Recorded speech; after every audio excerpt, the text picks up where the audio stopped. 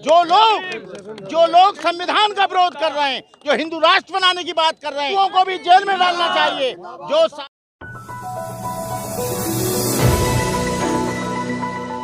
2024 का जो चुनाव आ रहा है, ये स्वयं ही इन्होंने कह दिया है साधु संतों से, उन पर भारी रकम खर्च की जा रही है, अरबों करोड़ों रुपया खर्च किया जा रहा है कि तुम कहना कि संविधान बदलो और तुम कहना कि जाति खत्म नहीं होनी चाहिए, तुम कहना कि हिंदू राष्ट्र बनाओ।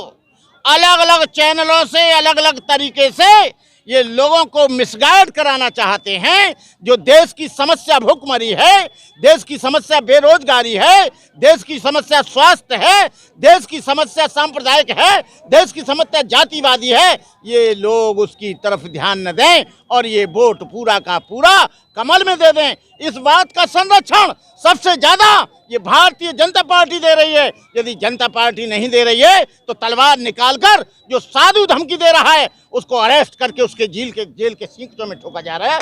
जो लोग संविधान का विरोध कर रहे हैं, जो हिंदू राष्ट्र बनाने की बात कर रहे हैं, संविधान में कहीं नहीं, ये भारत देश है, उन साधुओं को भी जेल में डालना चाहिए। जो साधु लोग हिंदू राष्ट्र बनाने की बात कर रहे हैं, अरे तुमको किसने अधिकार दे दिया? पार्लियामेंट में जब तक बहुमत नहीं आएगा।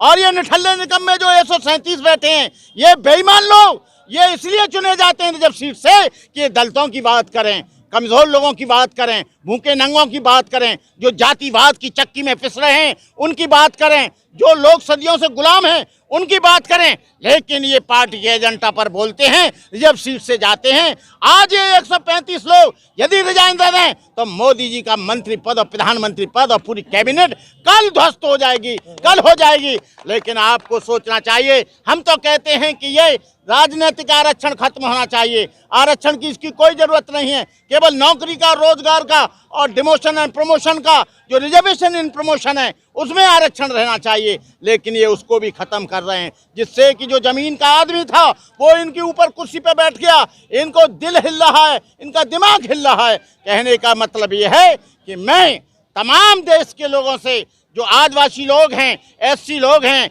एसटी लोग हैं, चाहे वो बैकवर्ड के लोग हैं, चाहे शेड्यूल कास्ट के लोग हैं, आप सोचना समझना, जो बहन मायावती ने जो काम किया, उन्होंने जो शेड्यूल कास्ट के लोग थे, जो बैकवर्ड के लोग थे, बहुजन समाज के महापुरुष थे, उनको समाज में सम्मान देने का काम केवल बहुजन समाज पार्टी ने किया, किसी और ने नहीं किया। ये डॉक्टर अंबेडकर का इंटरप्रिटेशन वो बाबाजी तलवार वाला गलत तरीके से करता है।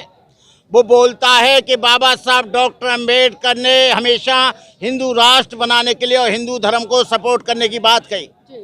अरे बाबा जी, यदि उन्होंने हिंदू समाज को और हिंदू धर्म को सपोर्ट करने की बात कही तो बाबा साहब ये 22 प्रतिज्ञाओं का कहाँ से ले आए? और 22 प्रतिज्ञा में तुमने गला काटने की बात करी।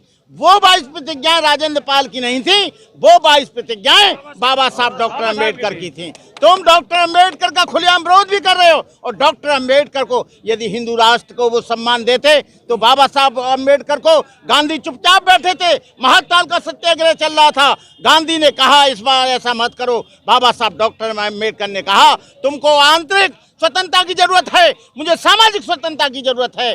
जो गुलाम हैं, ये हिंदुओं के, जो तुम गुलाम हो अंग्रेजों के, तुम तो स्वतंत्र हो जाओगे, लेकिन जो गुलामों के गुलाम हैं उनका क्या होगा? जो दलित है, शोषित है, पीड़ित है, पिछड़ा वर्ग का व्यक्ति है। बाबा साहब डॉक्टर अंबेडकर ने कभी हिंदू धर्म का सपोर्ट नहीं किया, कभी हिंदू धर्म का विरोध भी नहीं किया। बाबा साहब को यदि आप सम्मान देते तो बाबा साहब डॉक्टर अंबेडकर को बौद्ध बनने की जरूरत नहीं पड़ती। बाबा साहब को सम्मान देते तो बाबा साहब 22 प्रतिज्ञा लेकर कभी यहाँ पर हिंदू धर्म को छोड़ने की तमन्ना नहीं करती। अरे आप पढ़कर देखना 22 प्रतिज्ञाओं को। 22 प्रतिज्ञा में लिखा है कि आज मैं भगवान बुद्ध तथागत गौतम बुद्ध की शरण में जा रहा हूं और आज मैं ऐसा महसूस कर रहा हूं कि हिंदू धर्म के नरक से मुझे छुटकारा मिल गया। जो बाबा साहब डॉक्टर अंबेडकर ने 13 सितंबर सन 1935 को जो एबला में कही थी कि हिंदू होना मेरे बस की बात नहीं है, लेकिन हिंदू होकर मरूंगा नहीं, उस प्रतिज्ञा को बाबा साहब डॉक्टर अंबेडकर ने 14 अक्टूबर 1956 को नागपुर की पवित्र दीक्षा भूमि में पूरा किया।